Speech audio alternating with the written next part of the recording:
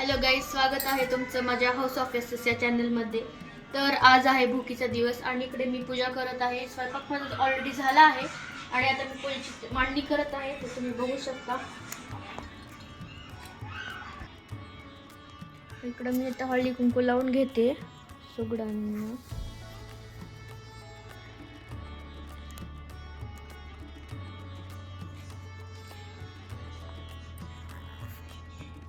आणि हा जो आहे हा रानमेवा आहे, कालच आम्ही बाजारात जाऊन घेऊन आलो आहेत.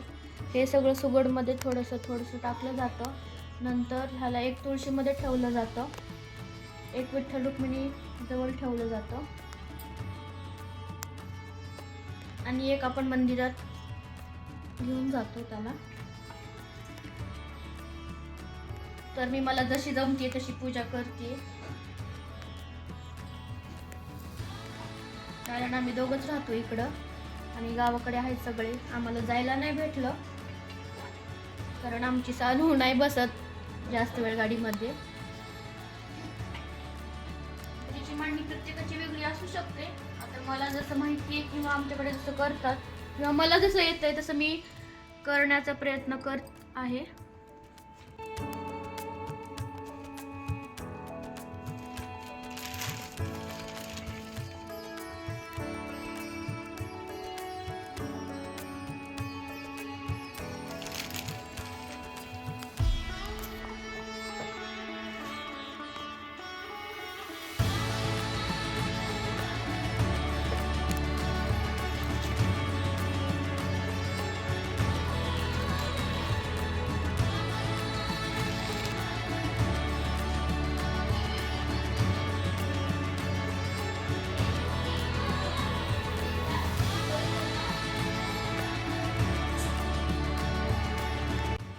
पूजेच्या मध्ये ही आमची सानू, जिचा छान प्रकारे जिट्टू बांधला गेलेला आहे.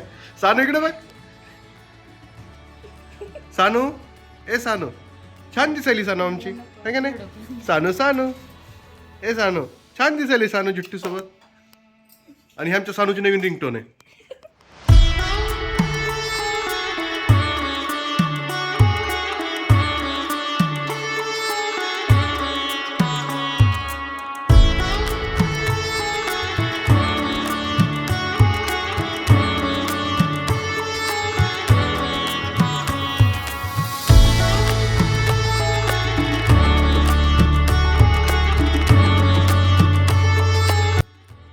तर मित्रांनो, श्रद्धाने छान अशी ही भोगीची पूजा मांडलेली आहे इथे.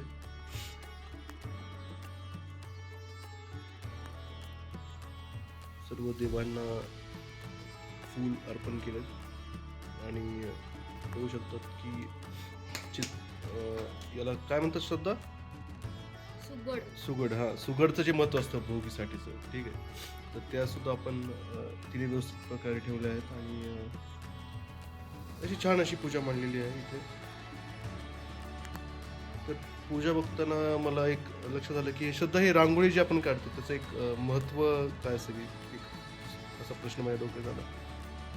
म्हणजे की आधीच्या काळात रांगोळी ही तांदळाच्या पिठाने काढायची, जेणेकरून दारात येणारे जे मुंगे किडे वगैरे आहेत की त्यांना खायला भेटावं. आपल्याकडनं तेवढंच म्हणजे थोडंसं त्यांना खायला देण्यात येईल, थोडंसं दान देण्यात येईल म्हणून ते अगोदर तांदळाच्या पिठाने काढायचे. आता निघाली हे वगैरे रांगोळी वगैरे, पण आधी तर ते तांदळाच्या पिठानेच रांगोळी अच्छा, काढायची. म्हणजे आधीचं ते महत्व होतं त्या रांगोळीचं, की दारामध्ये काढल्यानंतर जर पक्षी वगैरे जरी असतील तर ते येऊन ते म्हणजे ते खातील, खाऊ शकतात. मुंग्या म्हणजे वगैरे, एक किडे. अन्नदानाचा एक प्रकारचा Yes. मार्ग होता तो जुन्या काळामध्ये.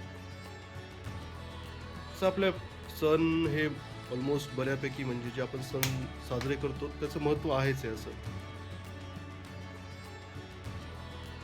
सानूचा आणखीन एक लुक बघा तुम्ही ते. कसं आहे आमची चेरी?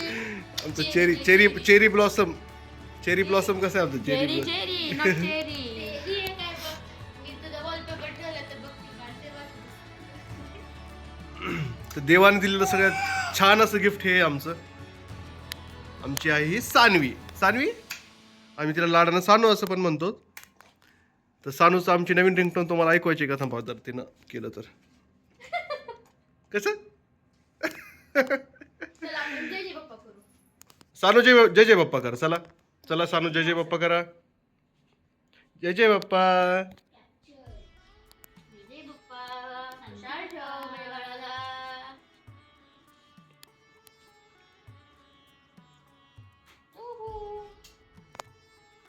तर इकडे बाजरीची भाकरी तीळ टाकून केलेली आहे आणि इकडे 12 भाज्यांची भज्जी म्हणतात आमच्याकडे, ते तशी बनवली आहे मी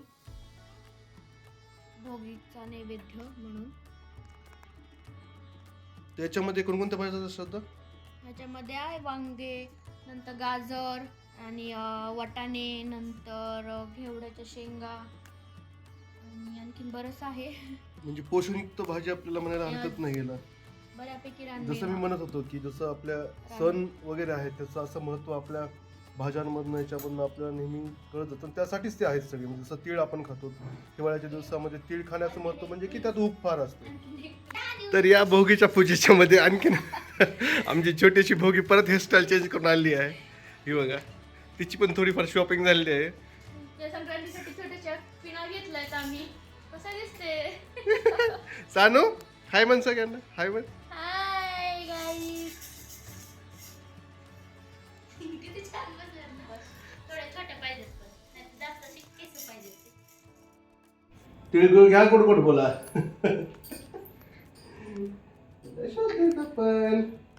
खुशाल राहा म्हणायला. खुशाल राहा. आयुष्यमान भव. हे घे तुला पण. घ्या तुम्हाला. तिळगुळ घ्या, गोड गोड बोला. चालू. सर्वांनी तिळगुळ घ्या आणि गोड गोड बोला. फक्त गोड गोडच बोला. तर तुम्हाला माझी पूजेची मांडणी कशी वाटली ते मला कमेंटमध्ये नक्की सांगा आणि व्हिडिओ आवडला असेल तर लाईक शेअर सबस्क्राईब करा. थँक्यू. बाय.